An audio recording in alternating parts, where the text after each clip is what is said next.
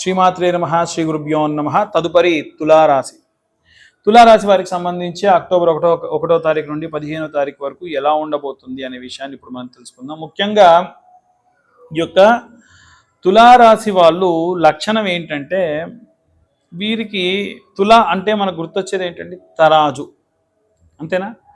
ఇప్పుడు ఒక తరాజులో నువ్వు బొగ్గు పెట్టి తూగినా, బంగారం పెట్టి తూగినా ఈ యొక్క త్రాసు ఎలా ఆలోచిస్తుంది? ఒకటే ఆలోచిస్తుంది, ఏమని? బరువు చూడడం వరకే నా బాధ్యత. ఏది బరువు ఎక్కువ ఉంటే అది కిందికి వెళ్ళిపోవాలి, ఏది బరువు లేదో అది పైకి రావాలి. ఒకవేళ ఈక్వల్గా ఉండాలి అని అంటే ఈక్వల్గా ఉండేటట్టుగా నేను చూస్తా, నా పనే అది.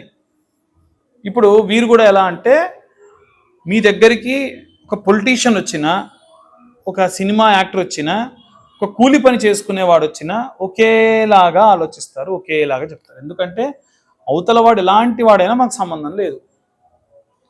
వీళ్ళు ఎలా ఉంటారనంటే, భోజనం చేయాలి అనుకున్నారు అనుకోండి, మనం చేసేటువంటి భోజనం హైజీనిక్గా ఉందా లేదా అనేది తప్ప ఎక్కడ భోజనం చేస్తున్నాం అనేది కూడా ఆలోచించరు.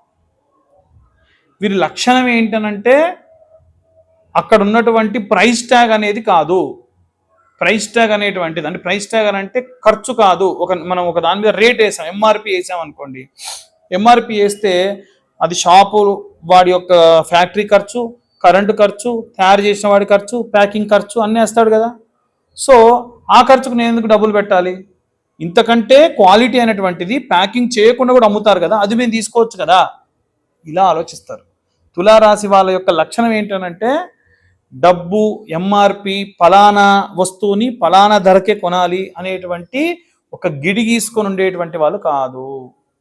వాళ్ళు అనుకున్నది, అనుకున్న వస్తువు అనుకున్న సమయానికి అనుకున్నట్టుగా కొనాలి, అంతే తప్ప వాళ్ళు దానివల్ల మనం ప్రయోజనం ఎంతవరకు అనేటువంటిది ఆలోచిస్తారు తప్ప అది కొనాలి వద్దు, ఇలా కొనాలి అలా కొనాలి అనేటువంటివి లేవు. అలాగే ఒక తరాజు ఎలా అయితే ఈక్వల్గా తూగుతుందో, ఇంట్లో కానీ బయట కానీ అందరినీ ఈక్వల్గా మెయింటైన్ చేస్తారు. ఎప్పుడూ కూడా నాకు ఇది వచ్చింది అని గర్వించరు, నాకు ఇది పోయింది అని బాధపడరు. వారిలో వారే ఎక్కువగా మాట్లాడుకునేటువంటి వాళ్ళు కూడా ఎవరన్నా ఉన్నారంటే అది తులారాశి వాళ్ళే. అధికమైనటువంటి దైవికమైనటువంటి ఆలోచన దృక్పథం ఉన్నవాళ్ళు, డివోషనల్ పీపుల్, స్పిరిచువల్ పీపుల్ ఎవరన్నా ఉంటే అది తులారాశి వాళ్ళు. అవతల వాళ్ళు బాగా మోటివేట్ చేయగలిగేటువంటి వారు కూడా తులారాశి వాళ్ళు. బాగా టాకిటివ్ అనమాట, విపరీతంగా మాట్లాడతారు. ఇలాంటి వాళ్ళ యొక్క లగ్నాత్ బుధుడు సంచరిస్తూ ఉన్నాడు. ఇక్కడ కుజుడు సంచరిస్తున్నాడు అండి. కుజుడు కిడ్నీ రిలేటెడ్ ఇష్యూస్, ఇలాంటి శారీరకమైనటువంటి బాధ నొప్పిని కలిగించిన బుధుడు మంచి మాటకారి. సాధారణంగానే బుధుడు మంచి మాటకారి. సో ఇలాంటి తులారాశి వాళ్ళ దానికి వస్తే ఇంకా మాట్లాడతారు, ఇంకా అద్భుతంగా మాట్లాడతారు, ఇంకా బాగా చెప్పే ప్రయత్నం చేస్తారు, అవతల వాళ్ళకి బాగా అర్థం చేసుకుంటారు, చాలా బాగుంటుంది.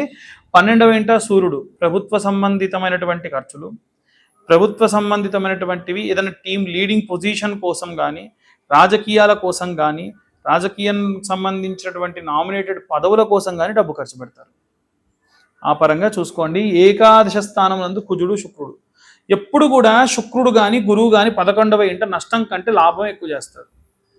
ఎందుకంటే అది ఉన్నటువంటి స్థితి బాగాలేకపోయినా భార్యాభర్తలు ఇద్దరి మధ్యలో ఏమన్నా చిన్న చిన్న ఇబ్బందులు కీచులాటలు రావచ్చు, కానీ శుక్రుడు 11వ ఇంట కేతు ఉంటే మీకున్నటువంటి సర్కిల్ని బాగా క్యాష్ చేసుకుంటారు. క్యాష్ ఇన్నోసెన్స్ నథింగ్ బట్ లాభపడతారు. అద్భుతమైనటువంటి విషయాల్ని మీరు చూసుకుంటారు, దాంట్లో ఎటువంటి సందేహం లేదు. అలాగే ఈ యొక్క తులారాశిలో ఉన్నటువంటి వారి యొక్క 5వ ఇంట రాహుగ్రహ సంచారం. అసలు రాహు అంటేనే అక్రమ సంబంధాలు, మధుమాంస భక్షణ, డ్రౌజీనెస్, నమ్మకూడని వాడిని నమ్మడం, ఇవ్వకూడని వాడికి వస్తువులు ఇవ్వడం లాంటివి. అలాంటి ప్లేస్లో అది ఆయన పోయి ఒక రిలేషన్షిప్ ఉన్నటువంటి దాంట్లోకి వెళ్ళారనుకోండి, ఎలా జరగబోతుందో చెబుతున్నానంటే ఇలా జరగాలని ఖచ్చితంగా కాదు, జాగ్రత్తగా ఉండండి. పెళ్ళైనటువంటి వాళ్ళకి ఇంకెవరితో అన్నా సరే రిలేషన్షిప్లోకి వెళ్ళే అవకాశం ఉంటుంది. అందరికి ఖచ్చితంగా వెళ్ళాలని లేదు. వారి గ్రహస్థితి వాళ్ళ జాతకరీత్యా బాగుంటే అది వేరే, లేకుంటే ఇబ్బంది పడతారు. ఒకటి.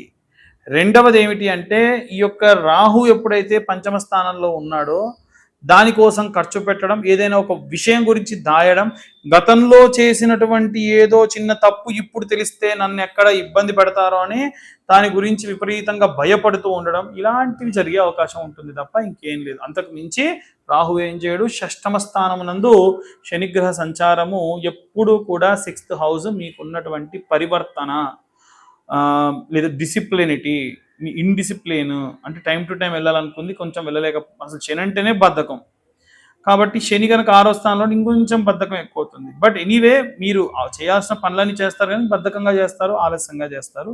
అది ఖచ్చితంగా జరిగే అవకాశం ఉంది. 9వ స్థానం నందు గురుగ్రహ సంచారం చేయడం వల్ల దూర ప్రాంతాలు ప్రయాణ సమయంలో అది కూడా ఎక్కువ శాతం ఎడ్యుకేషన్ రిలేటెడ్ కానీ లేదా ఏదైనా ఒక దూర ప్రాంతాలు ఎడ్యుకేషన్ రిలేటెడ్ కానీ పిల్లలకు సంబంధించి కానీ గుళ్ళకు సంబంధించి కానీ లేదా డివోషనల్ టూర్స్ కానీ చేసే అవకాశం ఉంది. ఇవన్నీ కూడా గోచార రీత్యా చెప్పే విషయంలో మాత్రమే. పూర్తిగా మీ జాతకం విశ్లేషణగా కావాలి, నాకు నా జాతకం డీటెయిల్గా తెలుసుకోవాలనుకుంటే 2025 రూపాయలు చెల్లించి జాతకం తెలుసుకోవచ్చు. 2025 రూపాయలతోని 60 నుంచి 70 పేజీలో మీకు జాతకం ఇచ్చి దాంతోపాటు ఒక జ్వాలాముఖి మాల కూడా మీ దాకా అందిస్తే ఆసక్తి కలవారి కింద ఉన్న నెంబర్కి కాంటాక్ట్ చేయొచ్చు. ఇక అన్ని వర్గాల వాళ్ళు ఎలాంటి రెమెడీస్ తీసుకోవాలి, ఎలాంటి మంత్రం చదవాలి అనే విషయాన్ని ఇప్పుడు మనం తెలుసుకుందాం. ఇప్పటి వరకు కూడా గోచార రీత్యా మనకు అన్ని విషయాలు కూడా అంటే గ్రహ సంచారాలను బట్టి ఎలా ఉండబోతుంది అనేటువంటి విషయాన్ని మనం తెలుసుకున్నాం. అయితే ఇప్పుడు ఒక 2 మంత్రాలు ప్రతి నెల మీ దాకా నేను ఒక 2 మంత్రాలు తీసుకొచ్చి దాన్ని సాధన చేయమని చెప్తున్నాను. దాన్ని మీరు జపతీర్థంగా ఎలా మార్చుకోవాలో చెబుతున్నాను. ఈ నెల ప్రత్యేకంగా ఉన్నటువంటి కాలం మార్పులు జరిగిన కారణం చేత, వర్షాలు అధికంగా ఉన్న చేత చాలా మందికి ఆరోగ్య సమస్యలు, అంటే చిన్న పిల్లలకి వృద్ధులకి ఏదైనా అయితే మన ఇంట్లో అందరం కూడా ఇబ్బంది పడతాం. కాబట్టి వీలైనంత వరకు మనం అంటే తట్టుకుంటాం, వాళ్ళు తట్టుకోలేరు. కాబట్టి వీలైనంత వరకు ఈ మంత్రం పైన ఉన్న మంత్రాన్ని నిత్యము 11 మార్లు చదవడం వల్ల చాలా మంచిది. ధన్వంతరి మంత్రం. ఓం నమో భగవతే వాసుదేవాయ ధన్వంతరే అమృత కలశహస్తాయ సర్వమాయా వినాశనాయ త్రైలోకనాదాయ శ్రీ మహావిష్ణవే నమః. ధన్వంతరి అమృత కలశం పట్టుకొని విశేషంగా మనకున్నటువంటి కష్టములని కడతీర్చేటువంటి వాడు. నిత్యము కూడా ఈ యొక్క మంత్రం మీకు కింద డిస్క్రిప్షన్లో ఇవ్వడం కానీ డిస్ప్లే చేయడం కానీ ఛానల్ వాళ్ళు చేస్తారు. మరొకసారి చూడండి.